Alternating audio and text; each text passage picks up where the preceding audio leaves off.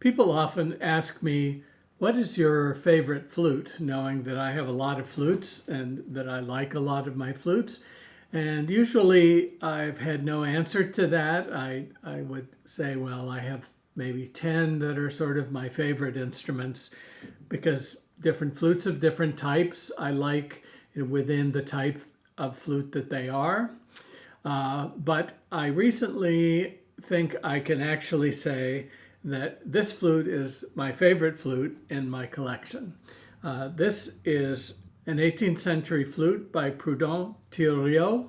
It was probably made around 1770.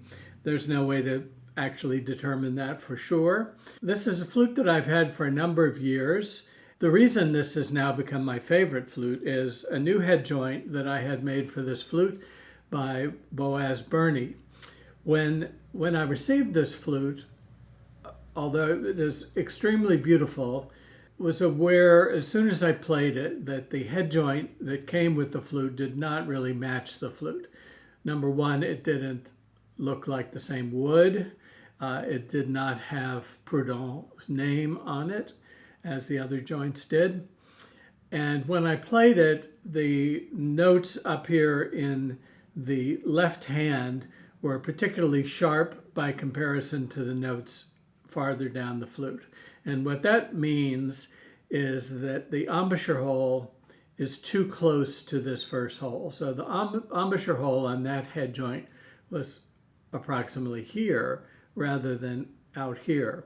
And I compared various other examples of Prudent head joints and other French head joints from my collection and decided, in fact, that it was not the right head joint and that it was not the right length. I did record a short demo on that, which you can find on my webpage. Along the way, I figured out that I could put a head joint from a tortoiseshell flute, so using a copy, again, by Boaz Burney. I put the tortoiseshell head joint on, and lo and behold, it played perfectly. It felt like that was exactly the way it was supposed to be. It made the lowest pitch joint right at about 415, which was a wonderful occurrence. And I did do a performance on this flute with the tortoiseshell head joint, which you can also find on my webpage. That was a Corelli sonata. But Boaz and I had been talking for a while that one of the things that is interesting and important about this flute is made out of a very special wood. This is not cocos wood, it's not granadella, it's not ebony. It is, we think, lignum vitae. If not lignum vitae, then it's something very, very close to that, something in that species. Extremely dense, extremely smooth wood. So we started a project that took a year or so to complete, but to find a good piece of lignum vitae wood, and then for Boaz to make a tortoiseshell head joint, but then to voice the flute, voice the embouchure hole while he had the flute in hand to really get everything to match up well. And I have to say the result is quite incredible.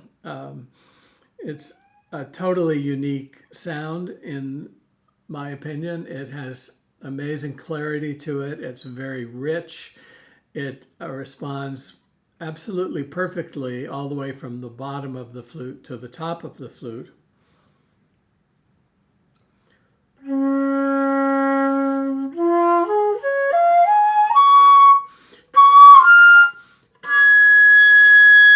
So very easy high A and very rich and strong low D. You couldn't really ask for more in terms of the way the sound is produced.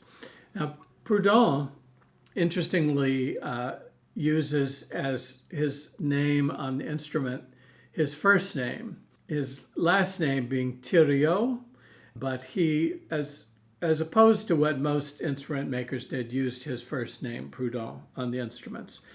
He lived from 1730 to 1786, and at the age of 17, he became an apprentice to the famous woodwind maker Bizet in Paris.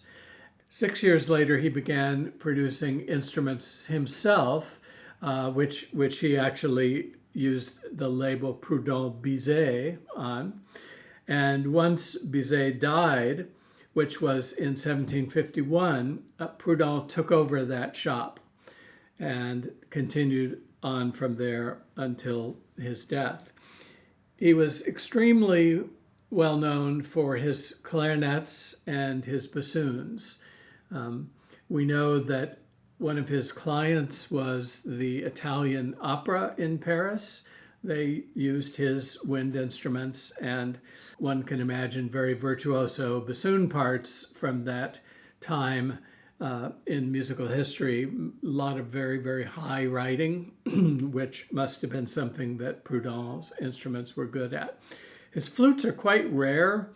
I have played on a few of them, but if you compare them, for instance, to Deleuze, who was making at the same time, we have a lot more originals from Deleuze. So it's quite interesting. This particular example also comes with 3 different middle joints. I'm using the longest of the 3 joints. And it comes in a very beautiful, what I assume could be really the original case of the flute, which has a fascinating monogram on the front. Some people look at that and think that it's François Devienne. I don't think I'm that lucky, but it's an interesting idea. And certainly this is the kind of flute that Devienne would have recognized as being a great flute. For this demonstration, I'm going to play 2 movements from Berbiguier, Solos for the Flute, Opus 42. So I'll be doing the Allegro, poco, assai e con gusto from Solo 2, and then the Romanza Adagio of Solo 1. I think these are beautiful pieces, and this type of one-key flute can handle the musical demands of this complex music that was probably intended for a 6-key flute. I hope you enjoy the demonstration.